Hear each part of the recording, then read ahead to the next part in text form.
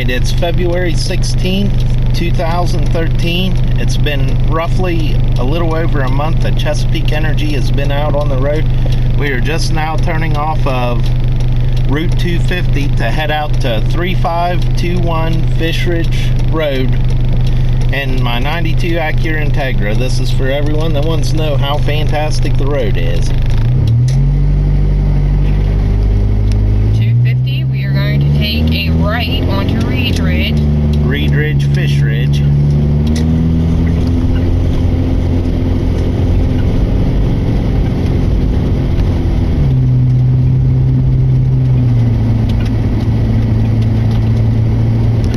Going roughly 25 miles per hour right now. Oh.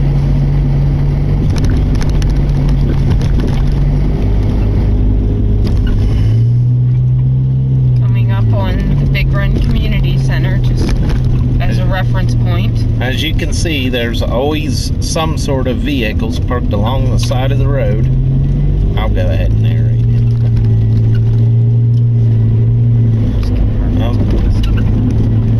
There's another hole.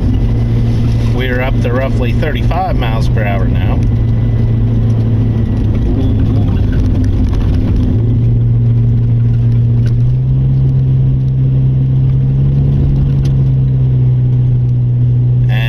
This is where the road gets terrible, even on the blacktop. It's right around this turn. It dips and rolls from the damage of the heavy trucks that have been coming out here for the past year and a half. And West Virginia Department of Highways says that it is Chesapeake Energy's problem to repair this road, and Chesapeake Energy says that the state road should be doing a little something with it, and Chesapeake said they'll do something with it here soon. That's what I have got for the last month from them. And now we're turning right onto Fish Ridge Road, and as you can see, there's one huge hole.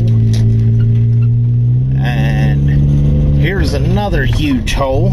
I'm running roughly 10 miles per hour. And it is just rippled and riddled with holes.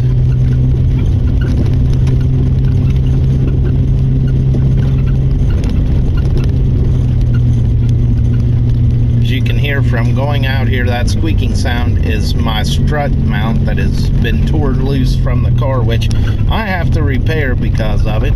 As you can see, they are running clear off the road, making these horrible trenches. No one cleans out the ditches. Water's constantly sitting on the road with ripples, which I do drag on some of them, so I must straddle the way I am right now, which still beats the car to death.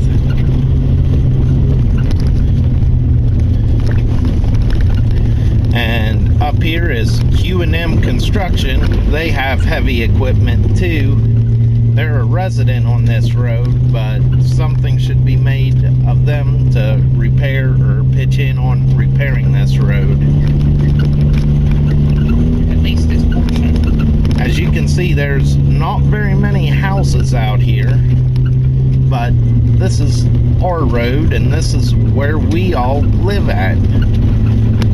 And we're getting pretty fed up from Chesapeake Energy and West Virginia Department of Highways for not doing anything, and it has caused thousands of dollars of damage to our cars, and nobody cares. Their mentality is, well, just fix it. We're not in big four-wheel drive trucks. We can't afford a brand new automobile every year. We've got to rely on what we have.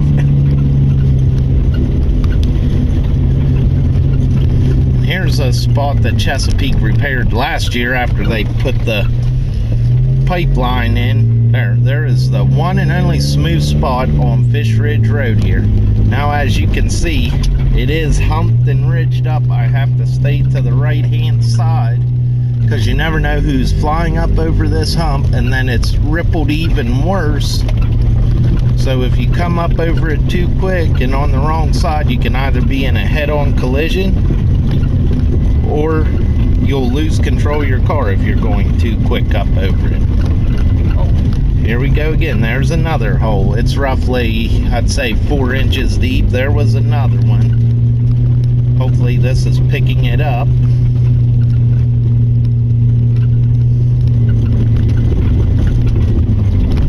Oh, and here it's rippled. It's hard to see since we've had so much snow. They just throw cinders down and scrape and scrape. Never putting any gravel or anything on it. This road was repaved roughly 6 years ago, and now it's pretty much a dirt road again, so it has not been being maintained. Okay, here's a really bad spot. And here's a really bad spot where they repaired a culvert last year, but there's one hole right to the right of me that I'm gonna have to fall into because I can't miss it. That's roughly 8 inches deep, and the other one that I'm about ready to run into here on the left hand side is about 6 inches deep, which just tears up my little red 92 Acura Integra. Well, it's kind of nice that way they know the clearance. Now we are on to the dirt part. As you can see, there's a giant hole. The road is consistent with being muddy, more or less like soupy mud. It's not even firm mud. It does pull your car everywhere. You have to fight to stay on the road while avoiding all these humongous holes that have been caused by major and heavy traffic. And West Virginia Department of Highways has not done anything with this road in almost 2 years now. Not even lay any gravel down or anything. They keep saying it's the gas company's problem, not theirs. And now it's getting soupy. Up around this turn is about the worst part of the road, and it is the hardest part on here. This is from Sheehan Oil Company, where they put a pipeline down over this hill. You see the big area on the left. This has all been tore up. They did not run a proper drainage ditch, and they did not reinforce either side of the hill. Therefore, you're getting the road sinking in with these gigantic holes, water sitting on the road, which makes this extremely wet and sloppy. And when it freezes, as you can see these giant humps, it's gonna make my car drag. And I'm fighting right now just to keep it on the road. It wants to pull left and right. There, I made it. But as you can see, the road still has a soupy consistency to it all the way out, and you cannot see any gravel at all on this road.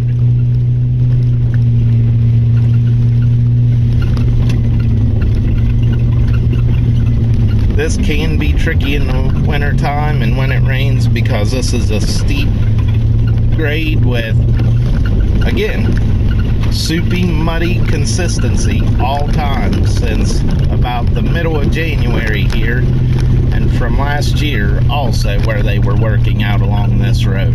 Chesapeake Energy was.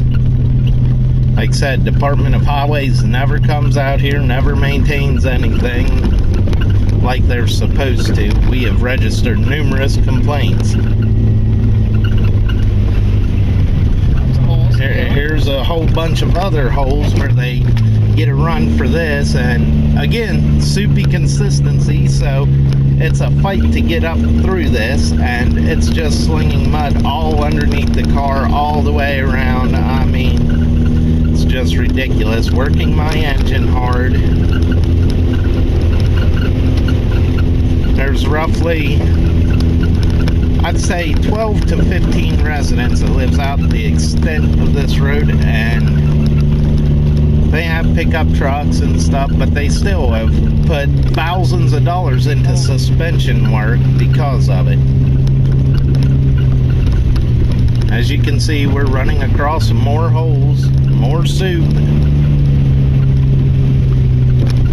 There's another group of holes on the left-hand side of the road. Most of it's unavoidable, and up here is another unavoidable spot on the road within a couple 100 feet here where you can't do anything but plow through the holes, because there's some on the left. Here's a giant one on the right that I have to swerve over, but then I fall into 3 holes roughly about 6 inches deep each. And when you come around this turn, I'll try to get a good view of it. Right here, it's roughly 8 or 9 inches across and, well, deep, and it runs almost 3/4 of the way across the road, and you still fall in a giant hole, and still soupy conditions as you try to slide and brake and go down this hill.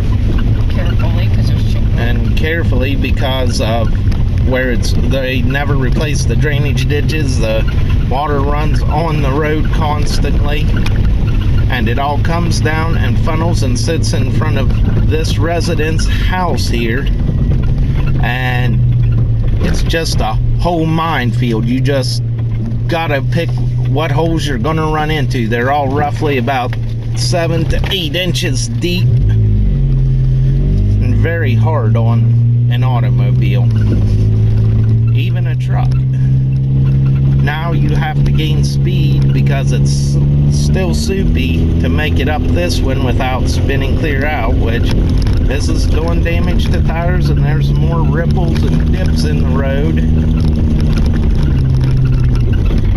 And here's more holes. You gotta slow down and speed up a little bit.